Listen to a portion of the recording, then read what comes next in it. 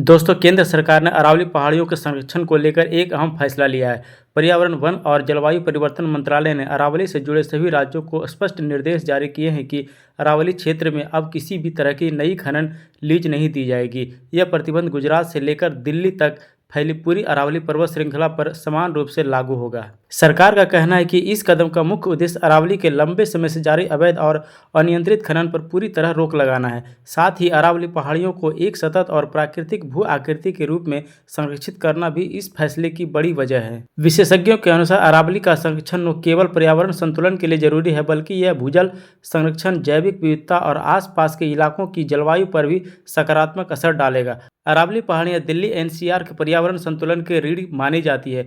ये पहाड़ियाँ न सिर्फ हवा को शुद्ध रखने के लिए मदद करती है, बल्कि पश्चिम रेगिस्तान के फैलाव को रोकने, भूजल स्तर को रिचार्ज करने और समृद्ध जैव विविधता के संरक्षण में भी अहम भूमिका निभाती है। बढ़ते शहरीकरण और औद्योगिक दबाव के बीच अरावली क्षेत्र की सुरक्षा को लेकर चिंता लगातार बढ़ती रही है। इसी को ध्यान में रखते हुए केंद्र सरकार ने अरावली पहाड़ियों की दीर्घकालिक संरक्षण और पुनर्जीवन के लिए अपनी पूरी प्रतिबद्धता दोहराई है। सरकार का कहना है कि पर्यावरण संरक्षण, सतत विकास और भविष्य की पीढ़ियों की सुरक्षा के लिए अरावली क्षेत्र को बचाना प्राथमिकता है। अरावली पर्वत श्रृंखला के पूरे इलाके में अब कोई भी नई खनन लीज नहीं जारी की जाएगी। यह अहम फैसला क्षेत्र में लगातार बढ़ रहे अवैध खनन को देखते हुए लिया गया है। सरकार का मानना है कि इस कदम से अरावली की प्राकृतिक संरचना को सुरक्षित रखा जा सकेगा और पर्यावरण को हो रहे गंभीर नुकसान पर रोक लगेगी। अवैध और अनियंत्रित खनन से न सिर्फ पहाड़ों का अस्तित्व खतरे में पड़ रहा था, बल्कि आसपास के इलाकों में जल संकट और प्रदूषण की समस्या भी बढ़ रही थी। सरकार के इस फैसले को पर्यावरण संरक्षण की दिशा में एक बड़ा कदम माना जा रहा है, जिससे आने वाली पीढ़ियों के लिए अरावली की हरित विरासत को बचाया जा सकेगा। केंद्र सरकार ने अरावली पर्वत श्रृंखला के संरक्षण को लेकर एक अहम कदम उठाया है। केंद्र सरकार ने Indian council of forestry research and education को निर्देश दिया है कि वह पूरे अरावली क्षेत्र में